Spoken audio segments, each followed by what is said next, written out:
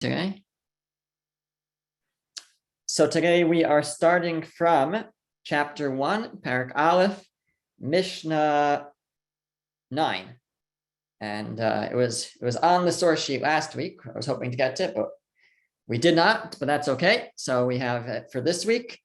And as I was saying, you can either use the source sheet that I sent out, or you can have your own Pirkei Avos, or you can find it online, because that's also another place you can get it. So the Mishnah says, Mishnah tests, Mishnah number 9, Shimon ben Shetach Omer. Shimon the son of Shetach says, Hevi marbe lachgar es sa'idim. This is speaking to a judge, and it tells the judge, he instructs the judge, you should be thorough to investigate or to interrogate the witnesses in the case. V'hevi zahir bidvarecha, and be careful with your words. Shema mitocham yilmedu l'shakir, lest from your words the witnesses learn to lie. So Shimon ben Shetach has two pieces of advice.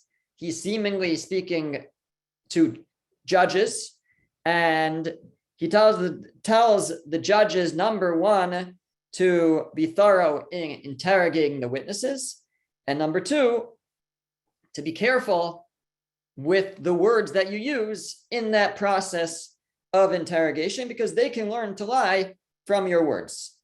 So the Midrash Shmuel, Reb Shmuel de Uzida, has a couple of explanations of what Shimon ben Shetach is advising for the judges. And it seems this Mishnah is really specifically speaking to judges. There are other ways that possibly could be learned, but definitely on a simple level, it's speaking to a judge. And he says the Midrash Shmuel, that it could be that Shimon ben Shetach is advising a judge in two things when dealing with witnesses. Number 1, in the choice of questions, and number 2, in the speed at which he asks those questions. So he says that if a judge cross-examines the witnesses, but he takes his time and he asks a question, and then he takes a minute break or a 5-minute break, and then he asks another question, and he gives the witnesses a lot of time to think. So then those witnesses, if in the event that they are lying and that they are false witnesses, it gives them a lot of time to think about what they've said, what they want to say, to make sure that they stay consistent in their lies. If a person is telling the truth, so they don't have to think about what they're going to say, they'll just tell it like it is. They don't have to imagine anything. They don't have to come up with anything. They just have to say what they saw or what they heard or what they witnessed. But if somebody is a false witness, so then he will have to invent a story and make sure that he doesn't get confused with his facts. And every word is chosen carefully. So the more time the judge gives the witness to think, the more the witness has the opportunity to adjust and compose a lie. So therefore, Shimon ben Shetach advises the judges 2 things. Number 1, ask a lot of questions, because if you ask a lot of questions, again, if a person is telling the truth, they'll answer the questions. If they don't know, they don't know, but otherwise they'll answer the questions. If somebody is lying, then they'll have to invent answers, and you're more likely to catch them on something. Number 1, ask a lot of questions. So that's the first thing in the Mishnah. Have a marbe lachgar es sa'idim, be thorough in interrogating the witnesses. Ask a lot of questions. And number 2, have a zahir bidvarecha. So we translated those words as be careful in your words. According to this explanation, it actually means sort of be quick in your words. Zihirut can be like quickness, like zrizut sort of. So be quick, and fire those questions at them one after the other, not giving them time to think about how they're going to successfully lie. And if you don't do that, that's what the Mishnah says, maybe if you're not quick to ask questions, maybe they will learn to lie, meaning they'll have time to think, time to adjust, and time to lie. And then you will have false witnesses who will be succeeding in false testimony. So that's one way to read the Mishnah, that Shimon ben Shetach is saying, ask a lot of questions and ask them fast. Because if you don't, it gives the witnesses a greater chance to deliver false testimony. Another explanation, a second explanation that he suggests, is not only should he ask a lot of questions, but when it says be careful with your words, when he advises the judge, be careful with your words, what it means is that you should be aware and wise in the kinds of questions that you ask. If the judge doesn't know how to ask the right kinds of questions, so then the witnesses will be able to get one by him and again deliver a false testimony without him catching it. So not necessarily in this interpretation does it mean ask them quickly, but ask the right questions, ask good questions. Otherwise, they might learn to lie. What does that mean? They might learn to lie. They'll know that this judge is somebody that you can slip by a few lies. So other witnesses in other cases will come when this judge is judging a case, and they'll say, "Oh, we know what happened the last time. He didn't ask very good questions, and he doesn't know how to cross-examine a witness."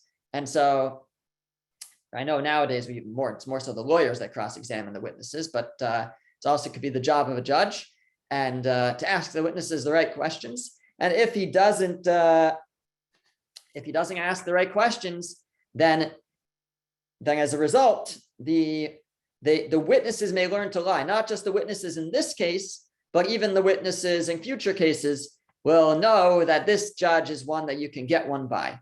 So that's another possible explanation. So basically, we're offering today two explanations for this Mishnah. Both of them involve speaking to a judge. Shimon ben Shetach says, first of all, be thorough in interrogating the witnesses. In both approaches, we said that means ask a lot of questions. And also, have a zahir bidvarecha. Either that could mean be quick in your words, ask the questions quickly, rapid fire pace, so that you don't give the witnesses time to think. And or alternatively, it could mean be careful in the questions that you ask the right questions in order to make sure that it's a strong cross-examination of the witnesses and they can't slip in a few lies. Okay, that's Mishnah number 9. Moving on to Mishnah 10, Mishnah Yud. The Mishnah says, Shemaya ve'Avtalion kiblu mehem. So the next in the line of the tradition were Shemaya and Avtalion. And now we have a saying of Shemaya. Shemaya Omer, 3 things. Shemaya says 3 things. Ehov es hamelacha, love work. Usna es harabanos, and hate power.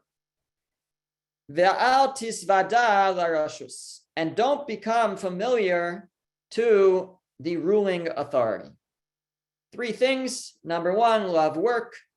Number 2, hate being in power. And number 3, do not become known to the government. What is Shemaya trying to say? So before we talk about the commentary of the Midrash Shmuel, I wanted to just share what Rav Shamshon Raphael Hirsch has to say about this Mishnah. He has an amazing thought, something very powerful. Rav Hirsch says that what Shemaya is trying to convey here is that a person should be personally independent. A person should not give up their independence. A person should be independent in maintaining one's ability to follow their own beliefs and their own principles. So therefore, he says 3 things. He says, number 1, love work, meaning a person should love being economically independent, not be reliant on others, on charity.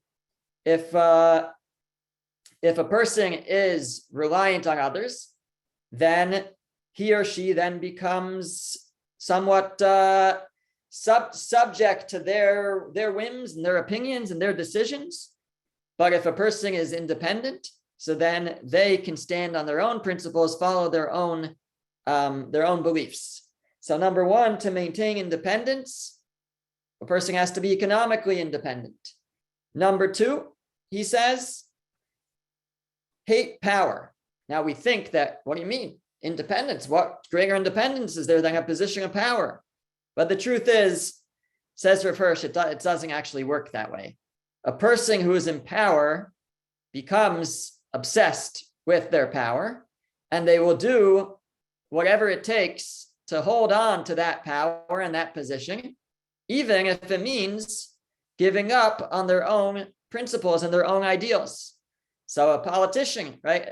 He or she may believe very strongly in something, but as soon as they get voted in, so now it's really about, for many, just staying in that position, and they start to adjust. And now could be that in a democracy, that's their job somewhat, to do the will of the people.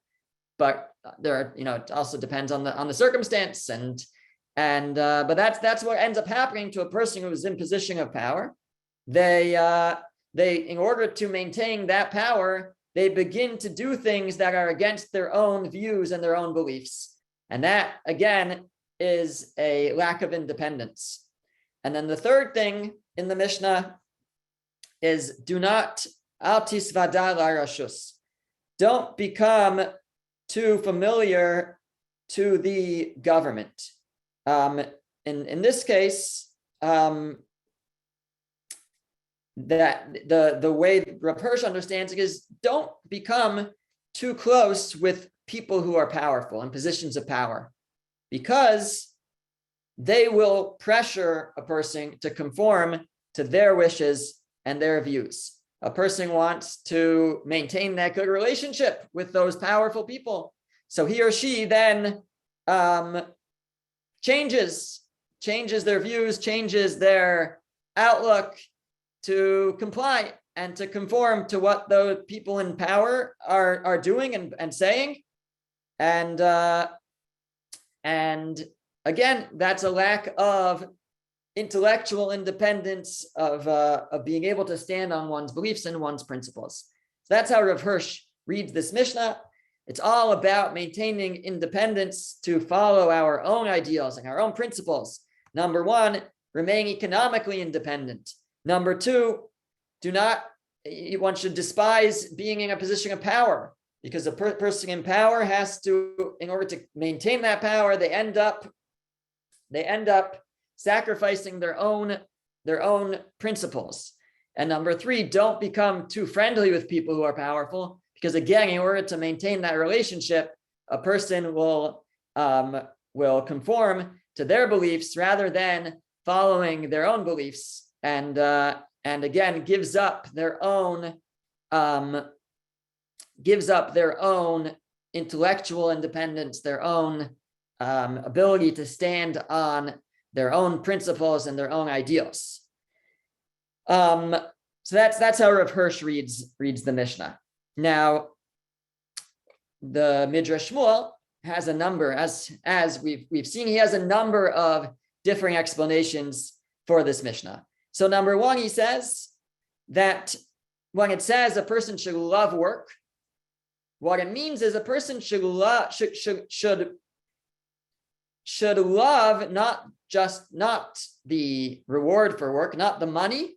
They shouldn't be in it for the money, but rather the process. They shouldn't view their work, their occupation as a burden, as something that's just a means to an end, a means to bring home the bread, but rather they should try to find love in the occupation itself, which of course is very important. Otherwise, it's a long day if a person doesn't love what they do. But I think there's an important lesson in that also.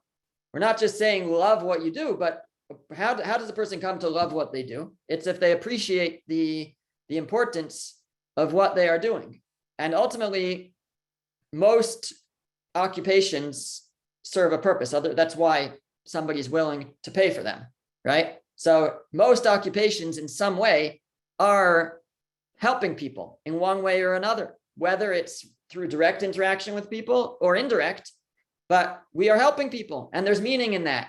And the person should try to find the meaning in their occupation and not just, not only look at it as a means to a livelihood, but it also should have meaning in itself. And then he adds the second thing in the Mishnah: one should hate acting the superior or positions of power, meaning he's saying, don't think, oh, my job, it's so simple, right? I'm just it's a lowly job. But no, it doesn't matter really what the person's doing. A person doesn't need to be the CEO. A person doesn't need to be in a position of power. In fact, the Mishnah says that one should despise that. One should hate the positions of power, and appreciate, even if whatever the occupation is, that it doesn't have to be a position of control, position of power. Whatever the occupation is, the person should try to come to love their occupation. Again, I think that's through appreciating the idea that whatever we're doing, there's a good chance that we are adding meaning to the world. That's why there are those who are willing to pay us for it, because we are contributing something to the world. And finally, it says that you and do not become familiar to the ruling authority. So according to this approach, he says something very simple, really. He says that when the government comes around looking for people to blame for this or that, they pick out the people who aren't working, who aren't busy. They say, oh, it was your fault. And you become familiar to the government. So according to this first approach in the Midrash Shmuel, when it says don't become familiar to the ruling authority, it means don't become their go-to person who they blame for everything, because you don't have anything to occupy your time. A person who's not occupying their time, they're the one who gets blamed by the government. So that's the first approach in the Midrash Shmuel. Again, we had Rav Hirsch's approach, that these are all ideals about maintaining independence, being economically independent, being independent by not being in power, which forces us to do what it takes to maintain that power. That's actually a lack of independence, and not to become too chummy with people of power, because again, we conform to their whims. That's Rav Hirsch's approach. Now, the second approach, the first one of the Midrash Shmuel, is that it's telling us that, first of all, just simply a person should love what they do. A person should love their work, not just for the money, but actually take joy in the effort that's involved. I was saying it, and find meaning in it. And secondly, and therefore, and not assume that, oh, I need a powerful position. A person should not be looking for power, but just appreciate whatever the occupation is. And whatever, if a person has an occupation, then they won't be too known to the government, because the government won't blame them for whatever problems might exist. Another possibility, he says, is that we are actually addressing the judge that we've been talking to in the previous Mishnah, right? The previous Mishnah was pretty much directed at a judge. And we told the judge, right, that to be careful to thoroughly interrogate the witnesses, and be careful in what he says. So now this Mishnah also could be speaking to a judge and telling the judge that you should love your job.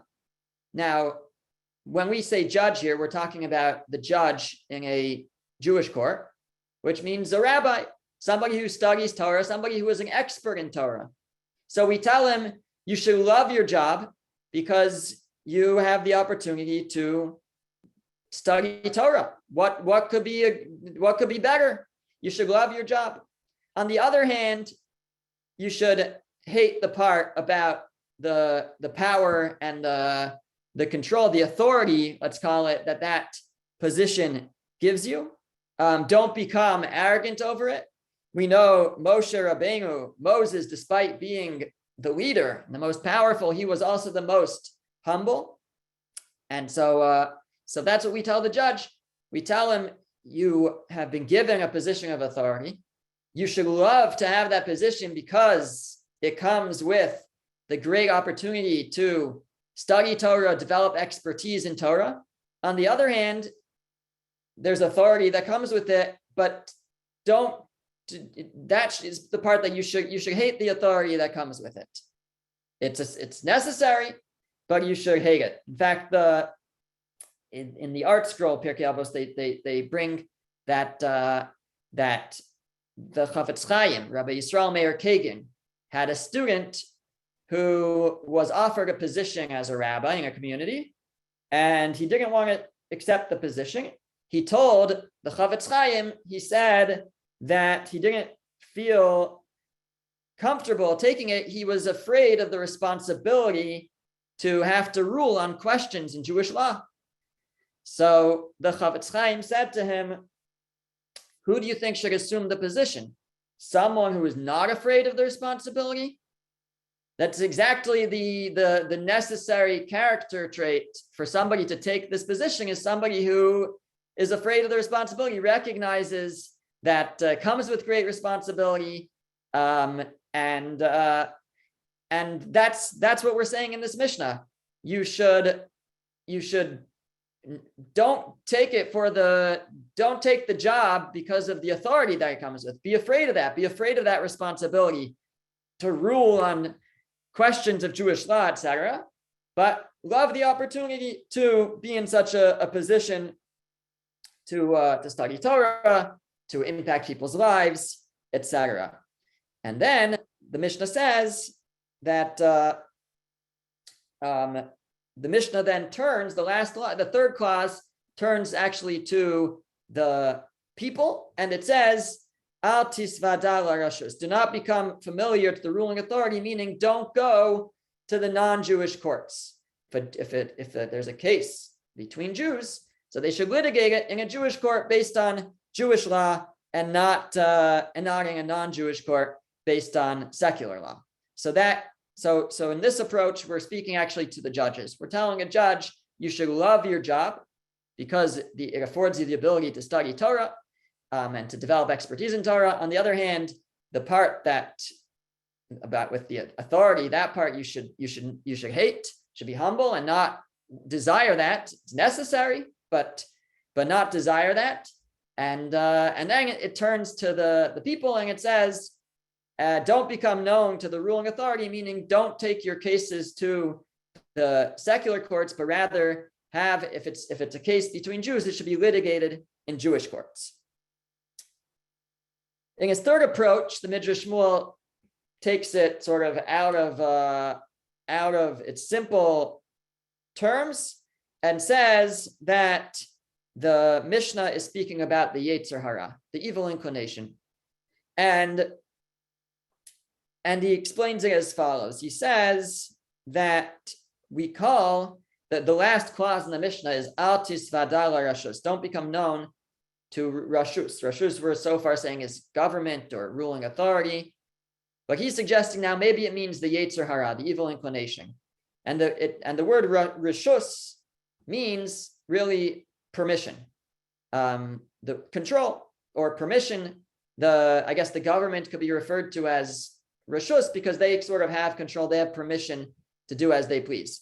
So he says the Yetzer Hara, the evil inclination, is called rashus because it tells us that we have permission to do whatever we want, and that's the power of the evil inclination. It says, no, that's fine, don't worry, that's fine. It tells us we have permission for everything. And so the Mishnah is teaching us that there are two things that cause the Yetzer Hara, the evil inclination, to overcome a person, to grow within a person. Number one is idleness. If a person is sitting around, they have nothing to do, they are bored, then oftentimes they end up in trouble, right? We know that. So the Mishnah says, "Ehov es hamalacha," love work, love having an occupation. Not necessarily does it have to mean a paying job, but have something to occupy ourselves with, something productive. Have something to do with our time. It could be studying Torah. That's productive. It could be building something. It could be cooking. It could be, but whatever it is, we should try to we shouldn't be idle. We shouldn't be wasting our time. If we have nothing to do, then we end up that our inclination ends up pushing us in the wrong direction. So that's the first thing. And then the second thing is that it tells us he says, despise power, despise authority, because the second thing that electrifies our evil inclination is, or energizes it, maybe is a better word, is arrogance, is haughtiness. And so, and that could come from control, from power. We become full of ourselves. We think we can do what we want, and then we end up veering from the straight path. So the Mishnah tells us two pieces of advice in order to rein in our inclination to remain in control of our actions and our decisions. Number one, love work, love to be occupied, love to be productive, and try to be productive. And rather than be idle. When we're idle, we try to find things to do, and often we get ourselves in trouble. And number two is don't look for power. When we have power, when we have authority, we become more full of ourselves, more arrogant, and that leads us to think that we can do what we want, and that also can lead us in the wrong direction. So, and then we don't become, as a result, if we do these things, we keep ourselves occupied with productive activity, and we despise authority and power. So then we won't become too known to the Yetzer Hara. We won't become too known to the evil inclination. We'll be able to avoid veering from the straight path. And finally, one more explanation, but something very simple, but very important.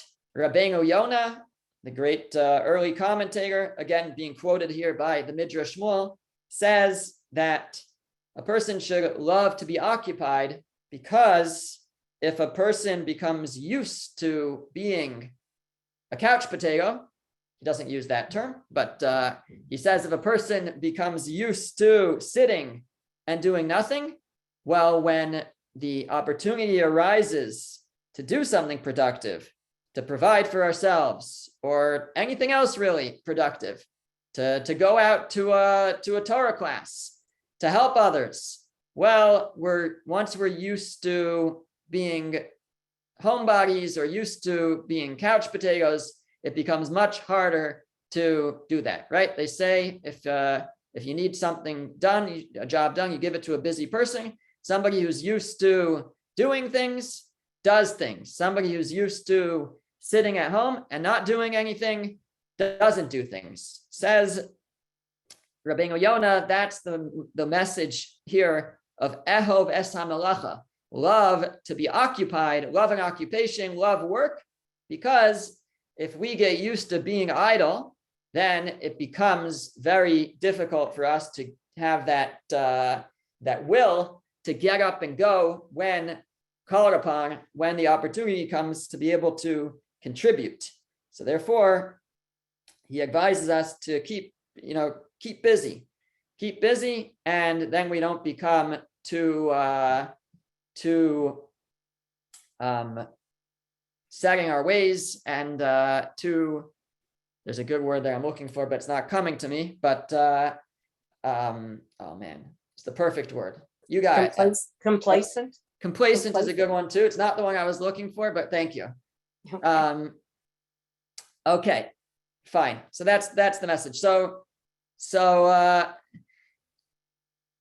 we basically offered 5 explanations in the Mishnah. To just sum them up very quickly, Rav Hirsch talked about independence, maintaining one's independence. So love works, that person is economically independent and not dependent on others, and therefore not dependent on the whims and the wills of others. Hate power, because again, somebody in a position of power, to maintain that power, becomes dependent on others and conforms to their ideas and whatever they want in order to maintain the power. And don't become too friendly with the government or with people in positions of power. Again, a person ends up conforming and complying with whatever they want in order to maintain that relationship. Number 2, we just said in general, a person should love work for the work itself, for the effort, for being productive, maybe for the meaning that one can find in their occupation, and not just for the money that one earns from it. And therefore, we shouldn't also be looking for positions of power or authority. Be happy with something simple, because that has meaning too. And as long as we have some type of occupation, then the government will not blame us when they are looking for somebody to blame. We said also that this could be all speaking to a judge, and it's telling the judge that he should love his job as a teacher, as a Torah scholar. Love that part of it. Don't love the authority that comes with it. Try to accept that that's necessary, but we shouldn't be looking for that. And then it tells the general populace that they should not become known to the ruling authority, meaning they shouldn't take their cases to secular courts. They should take their cases to the Jewish courts. And then we said it could be talking about the Yetzer Hara, the evil inclination. Love work because idleness leads to bad activity. And so we should keep ourselves busy with productive activity, and also hate power and authority, because arrogance also leads one astray. And that way we won't become known to the evil inclination. And then finally, Rabbeinu Yonah, at least focusing on the first line, says the person should love works, that we're not idle, because if a person is idle, then it becomes, when the opportunity comes to get up and go out and get something done and be productive and contribute to society, it's that much harder to do so, because a person is so used to just being home, being on the couch, and not being up and out in the world contributing. Okay, moving on to the next Mishnah. Mishnah number 11, Yud Aleph. The Mishnah says, Avtalyon Omer, Avtalyon says, Chachamim, sages, Hizharu b'divrechem, be careful with your words. Shema tachuvu chovas galus, lest you incur the penalty of exile. V'tiglu l'makom mayim hara'im, and you'll be exiled to a place of evil waters. V'yishtu atalmidim habayim achareichem, and the students who come after you will drink. V'yamusu, and they will die. V'nimtza shem shamayim mischalel, and it will turn out that the name of God has been desecrated, profaned. Very confusing Mishnah on its, at face value. Again, it says, sages, be careful with your words, lest you incur the penalty of exile, and you be exiled to a place of evil waters, of bad waters. And the students will drink after you, and they will die, and it will turn out thus the name of God will be desecrated or profaned. What is this Mishnah talking about? So there's a few very powerful and important ideas that we could glean from this Mishnah. The Midrash Shmuel says that many commentaries take the following approach.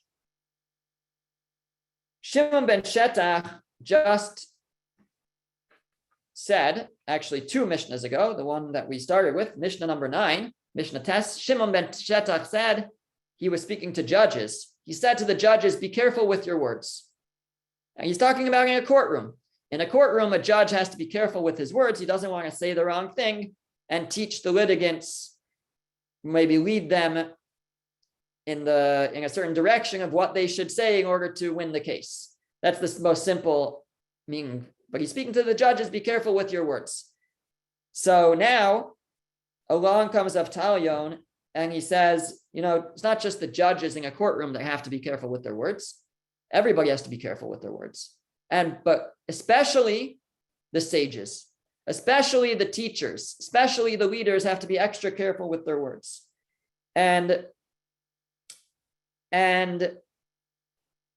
specifically, he says, be careful with your words. It doesn't mean you might say something bad. You might speak slander. That's not what it means here.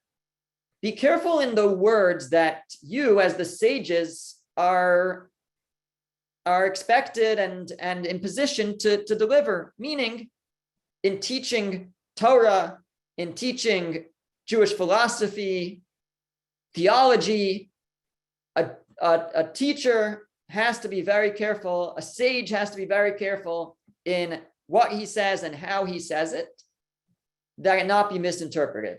Because if it's misinterpreted, that can lead to very disastrous ends, both in the decisions that the students make as a result, the activities they choose, and just in their beliefs. They might misinterpret the teacher's words and end up with heretical beliefs. So actually, a number of commentators connect this Mishnah with a story that's found in Avos to Rabbi Nassan. Avos to Rabbi Nassan is another kind of Pirkei Avos that are attributed to one of the sages, Rabbi Nassan. And it's actually, I think, quite a good deal longer than Pirkei Avos. But it's his teachings. And some of it actually is the same, but is elaborated on more.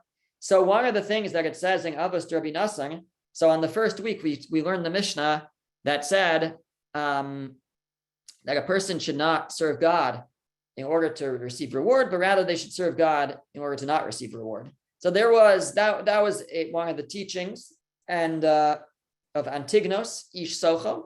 And Antignos Ish Socho had some students, and those students totally misinterpreted what he was saying. And they thought he was saying that there is no reward and punishment. There is no reward. He was saying, don't serve God in order to receive the reward. But he wasn't saying there is no reward. They misinterpreted it, and they said that he's saying there's no reward, and it caused them to reject his teachings and his tradition and sort of start their own tradition. And they had many students that followed them. And basically, that was a major disaster. And it was a disaster with lasting effects because they created a whole movement that had many, many issues throughout the Second Temple period as a result of these different movements within Judaism. So some commentaries understand that this warning is a reference to that type of thing. You have to be very careful with what you say and how you say it, because if it's misinterpreted, then it can lead to really disastrous results. So therefore, the Mishnah says, sages, be careful with your words. Be careful with your words, the words that you use to teach, even if you're teaching Torah and teaching the right things, but it could be misinterpreted if you say it in the wrong way. And great destruction could come as a result. And it can cause the entire nation to incur the penalty of exile. Right? That's what the Mishnah says. Lest you as a nation become obligated to be exiled, and you'll be exiled to a place of evil waters. What's a place of evil waters? So he says it means a place where there's heresy. And it's not just that there are heretics there, deniers. Fine, there will always be heretics, there will always be deniers. But the problem is that it's not just them, but rather that the students who will come afterwards, after the sages die, they will also drink from those waters, meaning from the teachings of the heretics, and they will be able to twist the words of the original teachers. Meaning, if the teachers don't deliver clear and unadulterable, I guess, teachings, so first of all, the students could err, but also later they can find themselves among heretics, and those heretics can say, "Oh, what your rabbi said, this is what he meant," and it can be complete heresy and total misinterpretation. So, and then the students will drink that water. They'll drink from those teachings, and then that will cause great desecration of God's name, because they'll be saying, "Oh, the rabbi said it," right? The heretics are saying, "I didn't make this up. Your rabbi said it. This is what the sages said."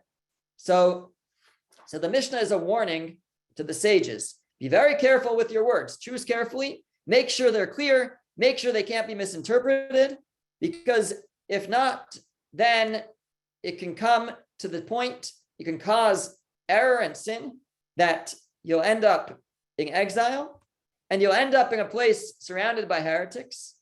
And after you're gone, especially, those heretics will take your words and they will totally misinterpret them. They will reframe them to be in line with what they believe, and that will cause great desecration of God's name. So that's one explanation. Second explanation is that the Mishnah is telling the sages, practice what you preach. A very simple lesson. When it says be careful with your words, it means practice what you preach. Be careful with your words. If you are teaching people how to conduct themselves, then you have to conduct yourselves in that way as well. And whatever you tell others they have to do, then you have to do that as well. That's his message to the sages.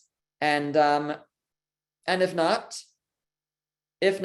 then you could end up incurring a penalty of exile. Why? Because if you don't practice what you preach, if you teach people to conduct themselves in a certain way, but then you go and do whatever you want. So he tells the sages, so then nobody's going to listen to you, right? It's all about role modeling.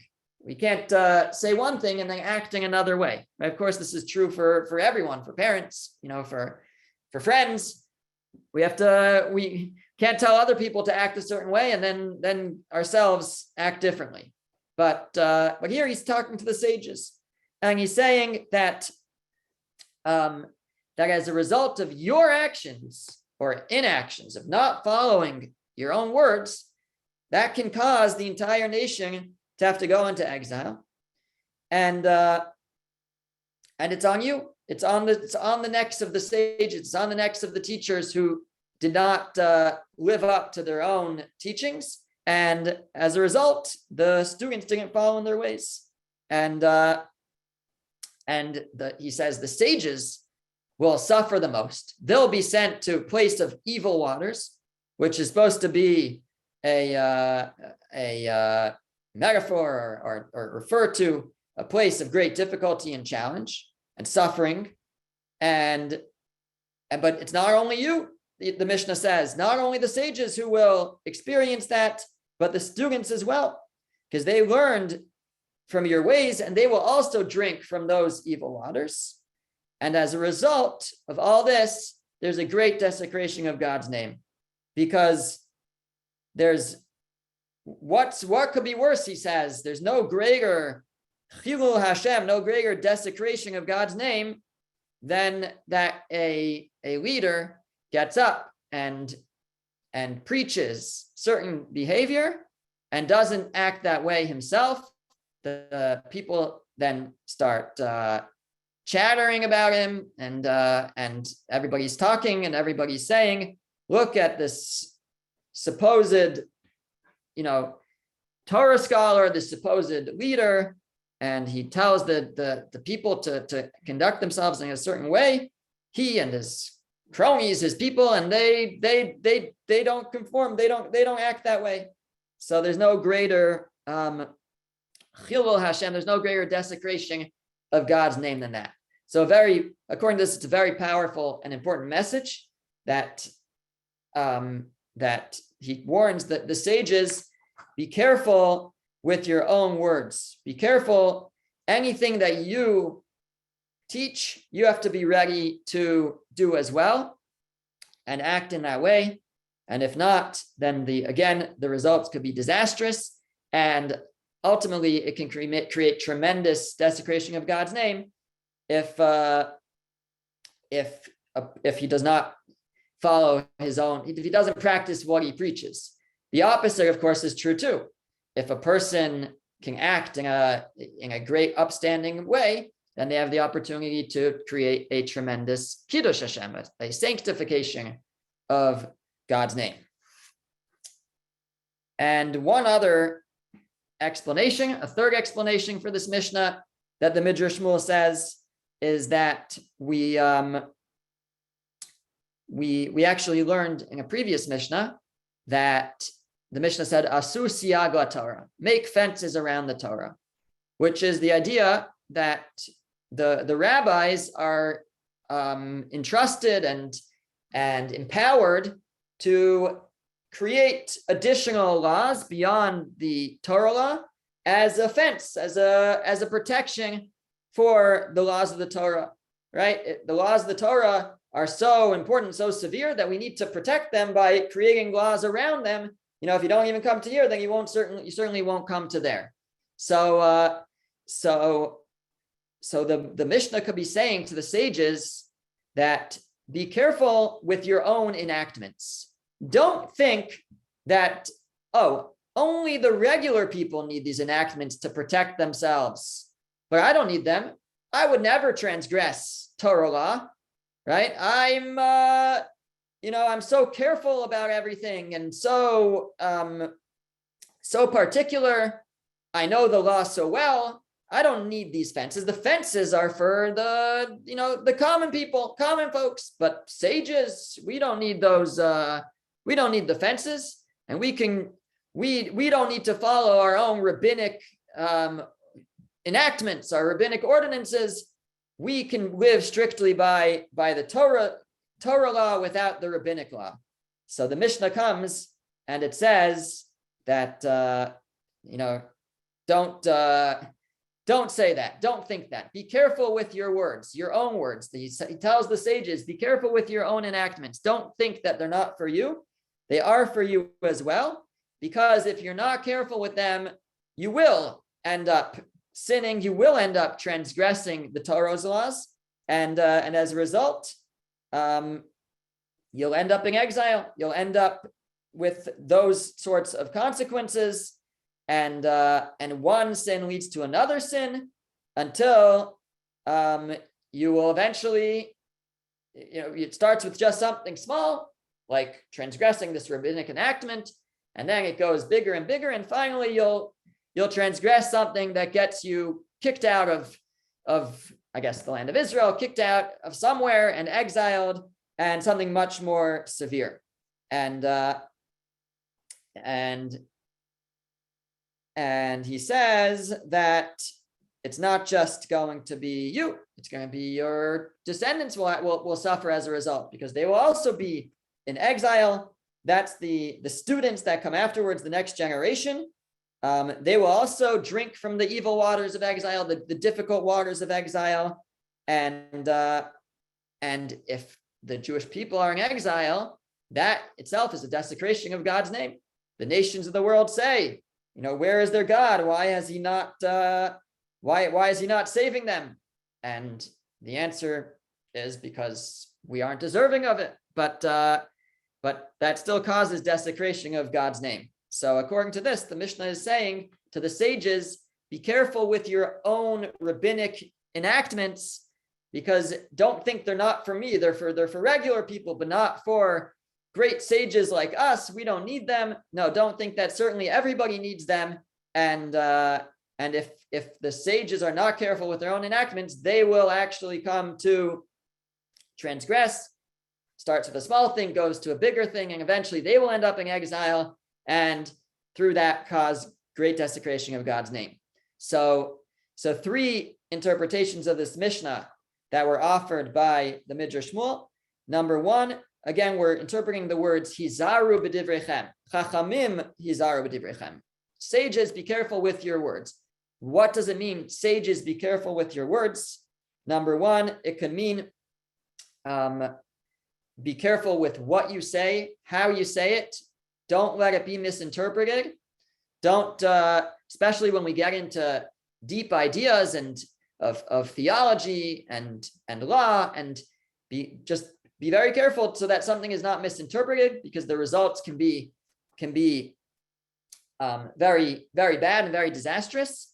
Number two, be careful with your own words, meaning practice what you preach. Don't tell people to do one thing and then do another thing again. Then people will learn from your ways, and also that causes great chil Hashem, great desecration of God's name. And number three, be careful with your words, meaning your enactments. Don't think that those enactments, those ordinances, the rabbinic laws, just for regular people, but for great sages, they don't have to keep them. They don't need those fences. They'll be able to observe Torah law without any buffers, without any fences or rabbinic law around it. Don't think that, because it's not true. And again, if a sage thinks that, it will lead him to sin, lead to exile, and lead to desecration of God's name. Okay, and let us finish with the last Mishnah for today.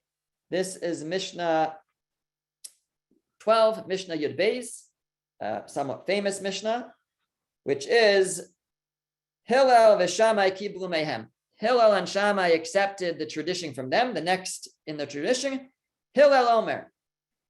Hillel used to say, Heve mitamidav shel Aharon. One should be from the students of Aharon, from Aaron, the Kohen, the high priest, the brother of Moshe. What does a student of Aaron do? Ohev shalom, he loves peace. Virodev shalom, and he pursues peace. Ohev esabrios, he loves people. Umikarvan la Torah, and he brings them close to Torah. So what does Aaron have to do with this? What does the brother of Moshe have to do with this? So Aaron HaKohen, Aaron the high priest, was famous for making peace between people.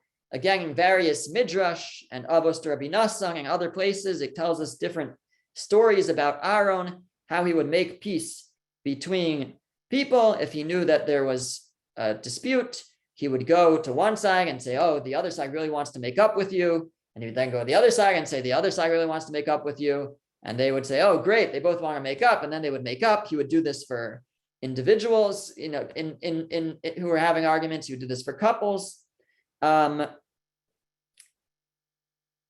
We have that he was Ohev Shalom, he loved peace, and he was Rodev Shalom, he chased peace, he pursued peace. What is each of those things, to love peace and then to pursue peace? So the Midrash Shmuel says that perhaps Ohev Shalom, to love peace, means the way that I conduct myself normally. I am a peaceful person. I'm not someone who gets involved in arguments and fights. And but not only that, I pursue peace, that even if peace is running from me, I chase after it. Meaning, if somebody else picks a fight with me, and even if I don't fight back, I don't argue back, but they are all upset, which can happen. So I try to appease them. I try to make up with them. I pursue it. I don't just I don't just leave it, but rather I pursue peace. I try to end any strife that may exist. Now it says to be from the students of Aaron. Why doesn't it just say be like Aharon? Why should we be like the students of Aaron? So he suggests that to be like Aaron, that's a little bit of a high bar, to be like Aaron himself. But we could be from amongst his students. We can strive as much as we can to be people of peace and to be people who make peace. And hopefully we'll at least rise to the level of students of Aaron. Alternatively, when it says to love peace and to chase peace, to love peace maybe in my own life and in my own relationships, to love peace. To chase peace could mean even in other people's relationships. Like we gave the example of Aaron, he would help resolve disputes between others. He'd say it has nothing to do with me. But if I'm in a position I'm in a position where I can help two other people resolve some kind of argument and mend their relationship, then I should do what I can in order to do so. And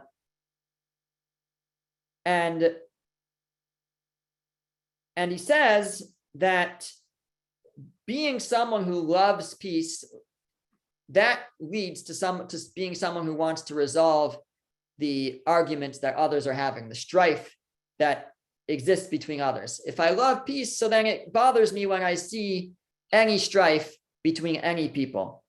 And we'll just end with a very novel explanation of the story that I mentioned about Aaron, right? So the Midrash teaches us that Aaron would, when he would hear that two people were fighting, so he would go to one side and say, oh, the other person wants to make up with you. And he'd go to the other side and say, the other side wants to make up with you. Now, was he telling the truth?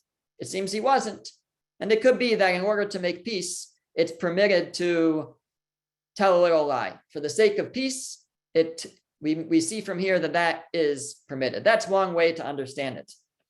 But I saw another explanation from Rabbi Baruch Mordechai Ezrahi.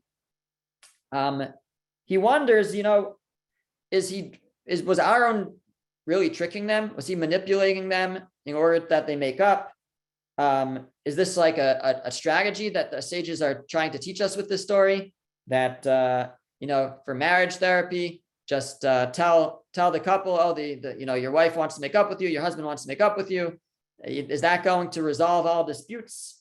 Aren't people going to catch on eventually?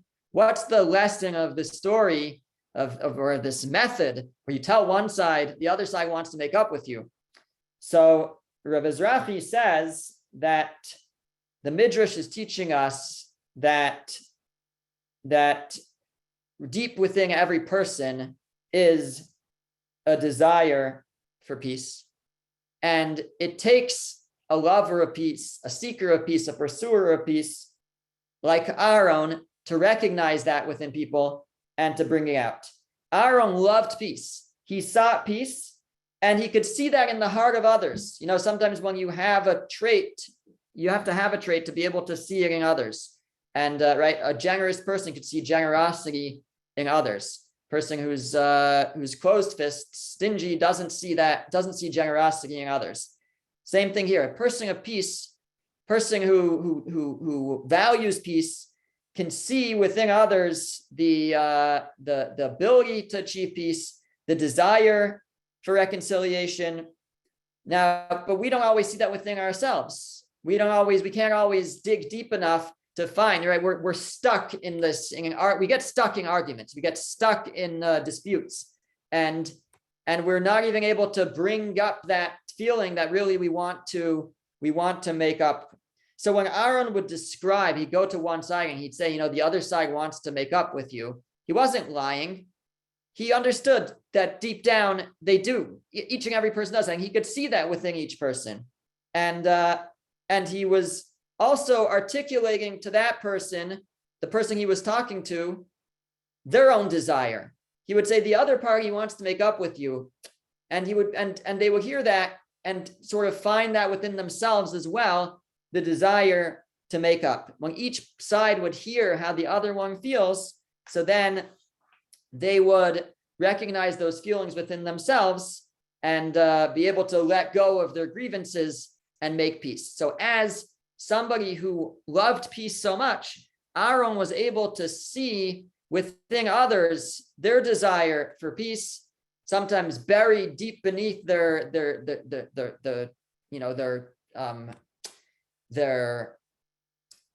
stubbornness, maybe, but he saw that within them, and he was able to help them recognize it by showing the other side also wants to make peace. You want to make peace. We all want to make peace here. So let's just do what we need to do in order to bring about peace. And that is someone who was Ohev Shalom. He loved peace, and he not only loved it, but he pursued it. He helped others find it within themselves. And that's what the Mishnah tells us to do, to love peace and to pursue it and to try to help others reach a place of peace. And the Mishnah concludes to love God's creations and bring them close to the Torah.